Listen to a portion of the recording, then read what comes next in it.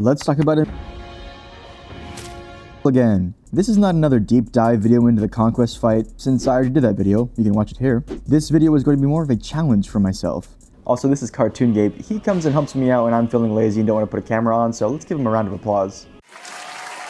I don't have a lot of time this week, so in order to give myself more time to work on a video about common side effects, I decided to actually do a re-edit of one part of the Invincible vs. Conquest fight. The climax of the fight takes place away from the city, right after Conquest watched what Omni-Man did during his fight with Mark and said, "I can do better." Stand ready for my arrival, worm. Everything proceeds similarly to the comic.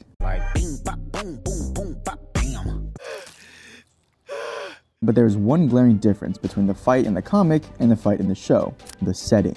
Now, I'm not saying the change of setting is good or bad, although I am inclined to say it's good. I can see them making the change to either 1, have a change in scenery so they're not fighting in the city the whole time, mix it up a bit, or 2, have a more open and empty area that would be easier to animate so the animators can put more focus on the choreography itself. But at the end of the day, it doesn't even matter. I was just curious what this fight would have looked like if it took place in the city. So, with DaVinci Resolve, some good old human ingenuity, an empty wallet, and a pocket full of dreams, here's what I did. I only took about 2 minutes of footage from this scene because it's too long and it's been a busy week. I'm starting it after Mark is holding Eve on the ground, up until the point Mark destroys Conquest's arm. The first thing I did was rotoscope the characters in the frame using the Magic Mask tool in DaVinci Resolve. I'm gonna be honest, it was a little jank. When characters took up more of the frame, it was quite easy, but in some of the wide shots, the characters are too small and the resolution too low to create an accurate rotoscope, so I would just make a regular mask instead. Honestly, this was the longest and most tedious part of the process. I don't really like making masks, I just don't have the patience for it. The second part of this process was to get some city shots for the background. I could have looked for shots from other episodes, but I wanted to keep it simple and keep it within this one episode. I found some good shots from multiple angles and took them into Photoshop to get rid of the characters. Quick and dirty. That's why they look like trash.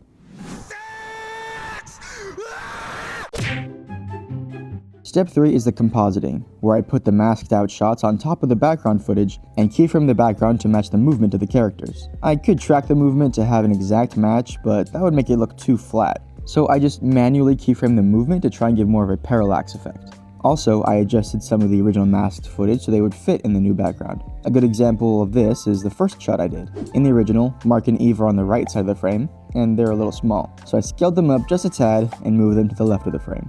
Once I matched the footage, I entered step 4, compositing. Wait, I did that already. Step 3B, compositing continued. You adopted, kid! After putting the shots together and matching movement, I did some slight color grading to make every element in the scene match. This included shots that didn't have any masking, such as the close-ups on Eve. I used a qualifier to highlight just the brown colored dirt to make it gray, kind of like concrete or asphalt. Once the shots were all together, I wanted to add a little extra pizzazz. So, in the second shot, I took this cracked crater background and layered it under where Eve was laying. It disappears later in other shots, just don't worry about that. And I added some embers and subtle relighting to make it seem like there's more fire around. I tried including this in every shot, but found it distracting, so I just added it in the wides. After all that, this is the final product. What you did was not nice! It's not nice to do that!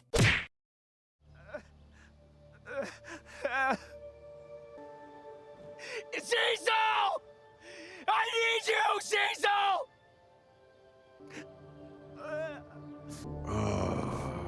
I am beginning to understand your affinity for these lowly creatures. Not long now, huh? It's not often I get to cut loose like this. People not to kill. But for whatever reason, and I don't really care why, You don't live to see tomorrow. all this, you still think you can threaten me?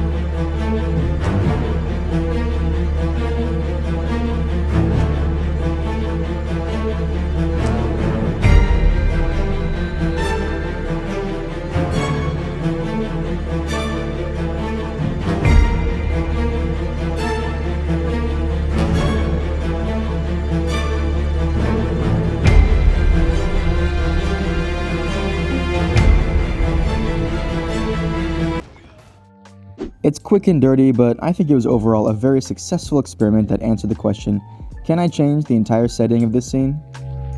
Yes, but it took a lot of work and I'm tired. But I hope you enjoyed watching this breakdown of this edit. It was a fun challenge. I have a bunch of ideas that I'm excited about, like the aforementioned video breakdown of the storytelling of common side effects that I want to have done by next week. Let me know what other videos you'd like to see from me in the comments. It could be about animation, editing in general, comics, or any shows you'd like me to watch. Thank you again for watching, and remember, comics are for everyone.